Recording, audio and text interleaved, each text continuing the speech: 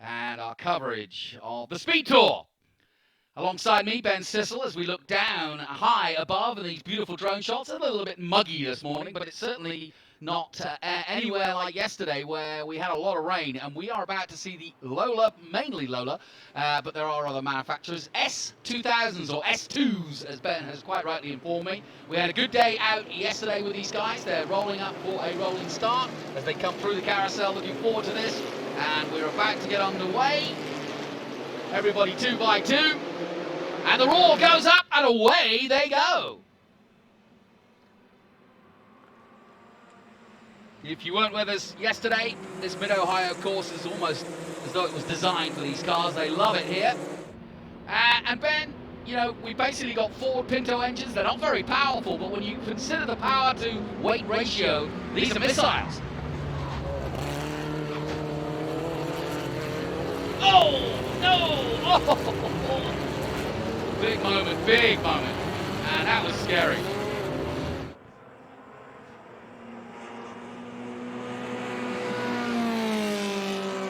I tell you, that's got to be the most scary thing in motor racing, when you are eyes wide open, effectively watching everybody fly by you and hoping and praying that everybody misses you.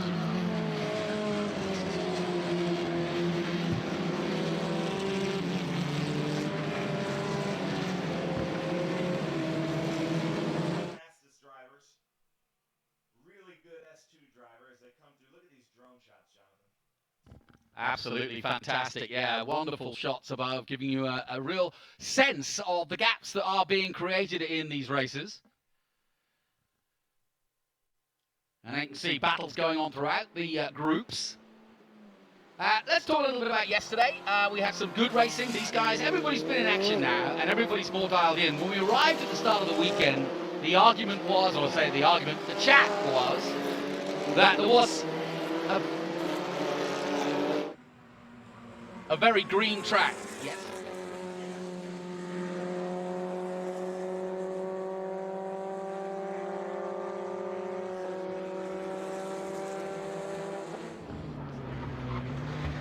I just want to point out right now, number 94, Graham Edelman, is in front of Rob Sherwood. Graham is a great driver. He races a little bit of everything as Rob does on the inside. Coming down through number 5, Rob Sherwood from St. Louis, Missouri. Graham Edelman actually driving what I think is his son Owen Edelman's car in the number 94. But we were talking about this, you know, people consider this in today's racing kind of a spec class because all the cars are set up the same. But we have Carbier, Lola, Swift, Shrike, Van Diemen, March, Duran, and Tiga all in this class. So think of a spec racing class, or, you know, in NASCAR they have 3 manufacturers, Indy 1 or 2. Here we have like 7 or 8 manufacturers in one race in what we would consider a spec class. Yeah, and like I said, 150 brake horsepower, 2-liter engine, and about 1,000 pounds frame. So really not a heavy car at all, and that gives it its real chance to power to weight ratio. They can reach at about 150 miles an hour. These are not an easy thing to hold on to if you get it wrong, as we've already seen. Yeah, I think, you know, there's so many different personalities in our vintage racing paddock, and I think these guys would say you don't need more than 150 horsepower to really have a great race car. No, I would agree with that. And Ben Sinnott, once again, as he was at the front last time out in his T91, ahead of Henry Payne the fifth. Rob Sherwood in 3rd place at the moment, then Graham Adelman, Thomas Kane, and Brent Knoll. This is a colorful class. Look at this great shot from turn 1, whereas they're coming up here, number 96, coming into the keyhole, or is that 95?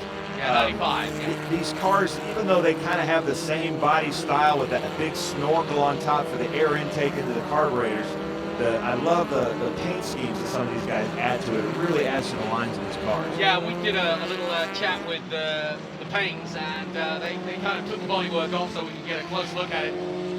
It's fairly rudimentary, and I don't mean that rudely, I just mean it in a good way. It's a giant go-kart. Yeah, it is. They are set up a lot like a race car, and, you know, they don't take offense to that. When you ask these guys about their class, they usually say, I'm racing a big go-kart, and that's what it is, because it's all about the racing for these guys, and there's really, really close wheel-to-wheel racing in this class. Yeah, this class, as we said, the S2000, not to be confused with the Honda S2000. Thanks to Honda, one of our sponsors, of course, but they have a very famous S2000 car. This is the S2000 sports category car.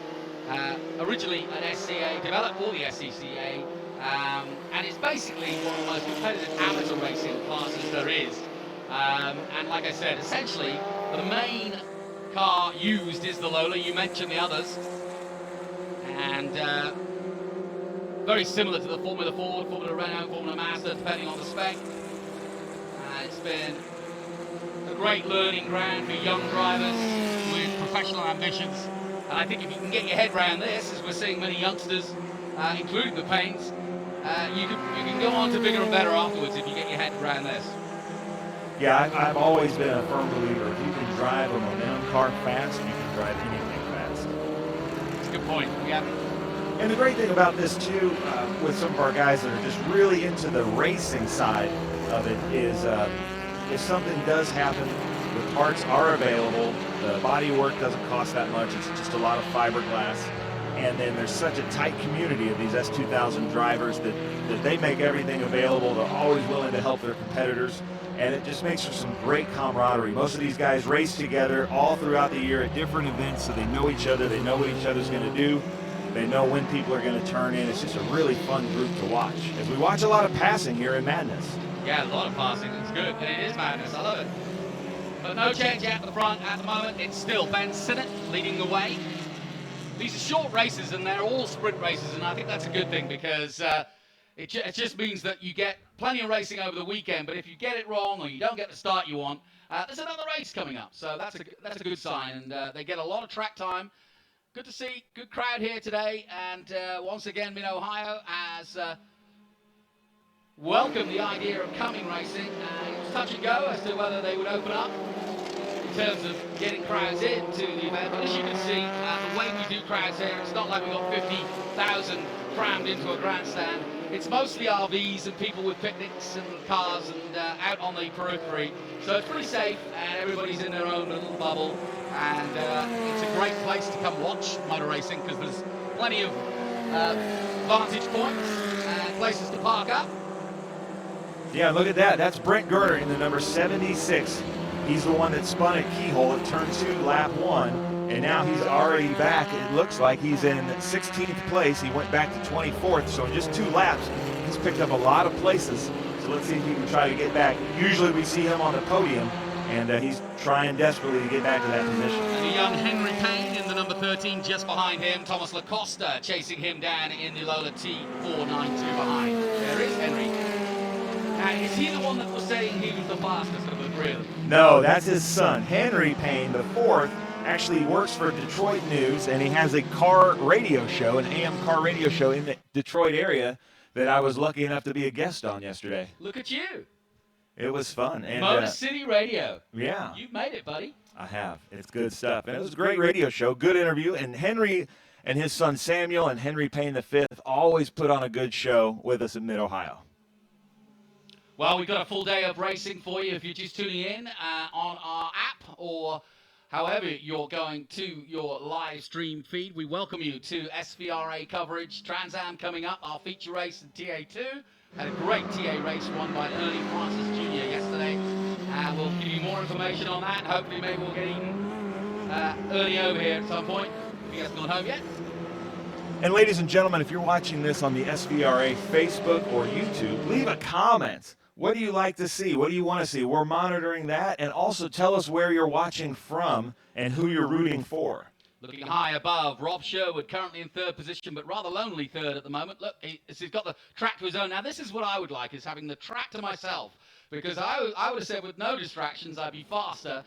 It's when you're wheel to wheel that it's hard. You get in the zone like this, and here is Rob Sherwood, and we're getting a really good, nice little isolation shot of him. That's Ben Sinnot, our leader, right there. Excuse me. Yeah, he's racing with number 5. Sasco Sports. Yeah, you got to look for the 5 or the 5A. Because there's so many cars, yeah. So sometimes there's a 0, 5, a 5, and a 5A, 5B. It's kind of crazy. But Ben Sinnott is just so fast in everything. He's a longtime student of Peter Krause, who's kind of like the guru of S2000s, of great vintage racing. race instructor. And then there's Henry Payne V, Henry Payne's son, who's always fast. And even in the first couple practices, he was faster than Ben, and it surprised him. But, you know, Ben never really shows what he has until it's race day. These look so much fun to race. They do. And if you've ever raced slot cars, these things kind of look like slot cars around a track. Ooh, somebody's parked up there, the 77.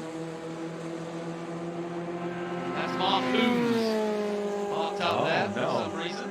That's not good. Mark is one of the people that if you would have said who's going to be on the podium, I definitely would have put Mark Coombs in that running. Mark's in a new car. They had an unfortunate accident just a couple of years ago, not an on-track incident, and this happens quite a lot. It's the hauling to or from racetracks. They had a trailer fire. The Payne's cars were in there, but luckily the Payne's cars weren't burned so bad. So this is just a reminder out there to make sure you go to Haycock Classic Insurance and insure your motor vehicle for to and from the track. Nice segue. Ben, you're a pro. See? Look at you.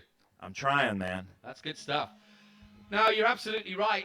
And again, looking at this class is, like I said, for semi-professionals or amateurs, and they tend to keep these cars for quite some time. It's easy to work on them. They've got a 4-speed gearbox. It's nothing, it's nothing that can't be fixed, even if it does get burnt. But they're simple cars. Throw them out the truck, and away you go. And if they do get problems, bodywork is cheap, and you can pretty much finagle apart from anywhere you need. So you'll see a lot of these guys race these cars for 10, maybe 15 years before they either move on or sell them to the younger guys. Yeah. These are sometimes like family artifacts. Yeah. And they get passed down. But yeah, if you're racing with SVRA, it's for the love of racing, for the love of cars. And you treat these things like you're their baby. That's Rob Sherwood right there in the 05, just coming around the keyhole in the back straight, just all by himself. I'm not used to seeing this S2000 class racing all by himself. Like There's the group we're looking at right there. Now that looks like a ton of fun. Yeah. And vintage racing is different than racing that you may be used to if this is your first time tuning in. It's all about the pack racing like this. It's not about who wins the races to me. It's all about just having a great time. These guys are out there battling for what, like 12th position, having the time of their lives. That's where I like to be in vintage racing. There again, there's Brent Gernert in the number 76 mixing up with this pack. He's quite a bit faster, and he's just trying to make his way through and pass safely. In vintage racing, it is up to the person making the pass to make sure he can make a safe pass. Yeah, that's what he's doing here. The biggest faux pas is not going off the track. He's actually touching another car. That's a no-no in vintage racing because everybody's pride and joy. And it's like you say, you want to race close, but you want to race fair, and you don't want to be getting into contact or being too aggressive. Oh yeah, SVRA has been social distancing before it was cool. I like it. Yep, good point. Motor racing, the ultimate social distancing racing. Absolutely. Look at those shots. That Oh, looks like fantastic. we're watching a video game or a movie. That's amazing that Greenlight's able to get these shots at Mid-Ohio. Yeah, it's really nice, especially live like that from the drone. And like you say, it looks like a movie. It's the lush greenness that's really picking up for me. It looks so gorgeous down there.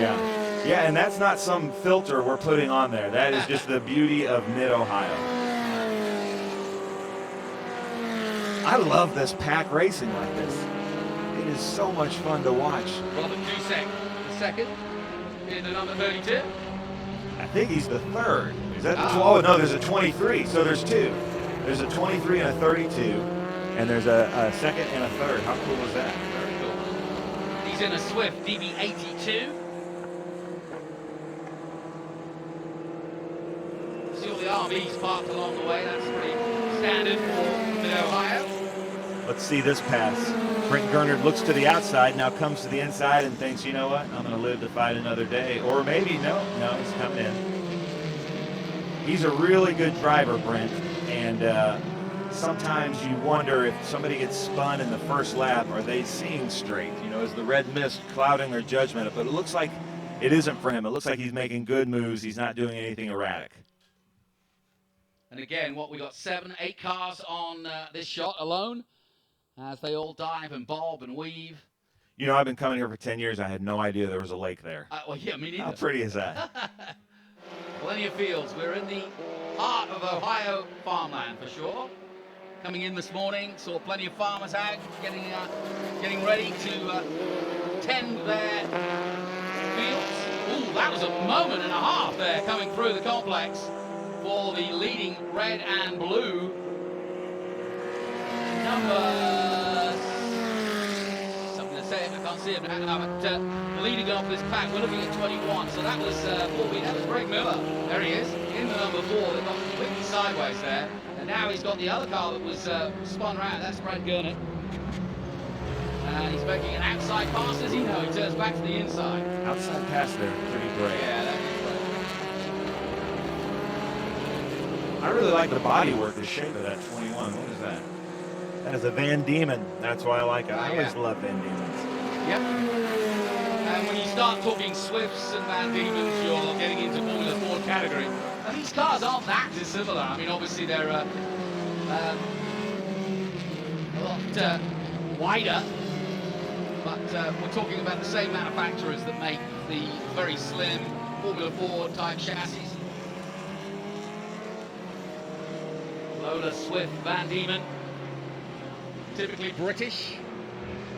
And this is what people are talking about at Mid-Ohio. You notice that the pavement gets darker there. They put the sealant down to help the asphalt from cracking. But a lot of times when they put sealant down, they put it on the apex of the turns, which makes it really slick. And it's hard for drivers. It makes it more difficult to drive because you're basically driving on different surfaces. So once you get used to the traction and the grip you're going to get on one surface, then you get on another surface and it's just totally different. So you really have to know Mid-Ohio well to drive it fast. Yeah, back in the pit. Oh no, that's Nathan Sigliano, one of my favorite drivers. Great livery on that car. Tony's getting some great shots. Looks like he had to come into black flag. I did see some grass on the track. I'm wondering if he had an off there. But look at the livery on that. Nathan's a great vintage racer with us and really takes good care of his car. As we look at the leader right now, Ben Sinnott coming into turn 1. Great shot, Ben. The speed on that thing. And yeah. He's just a really talented driver.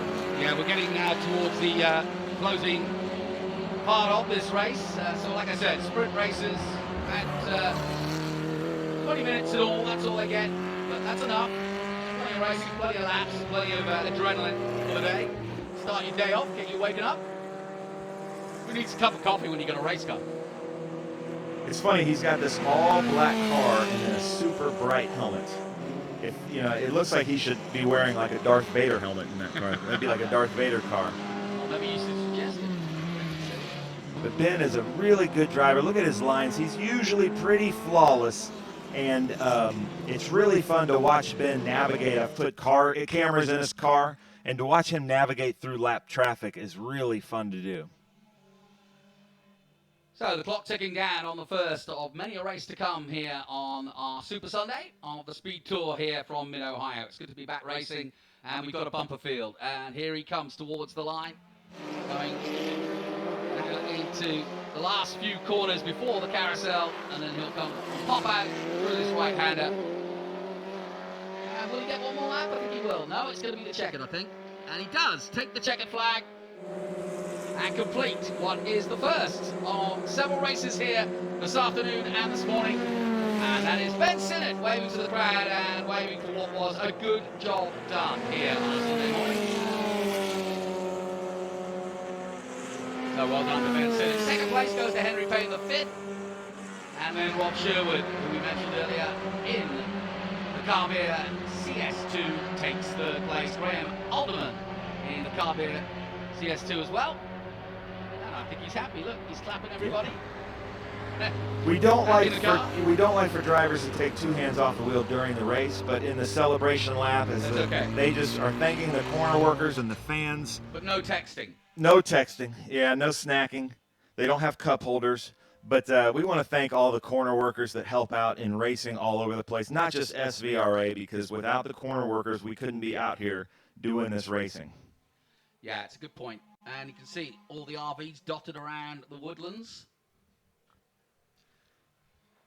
I'm so glad to be back at racing, so glad to be back at Mid-Ohio, but usually we have a really full crowd here, but with only giving the spectators and the season ticket holders a 2 days notice, our crowd is light this year, but you had no crowd at Road I'm- America, right? yeah, no crowd. Well, no, we did have a crowd there too. But I'm not complaining about the crowd size because I'm just so happy to be back at racing. And as you look at the paddock up high above you, you can see the size of the event itself. But that concludes our first S2000 race. My thanks to Ben.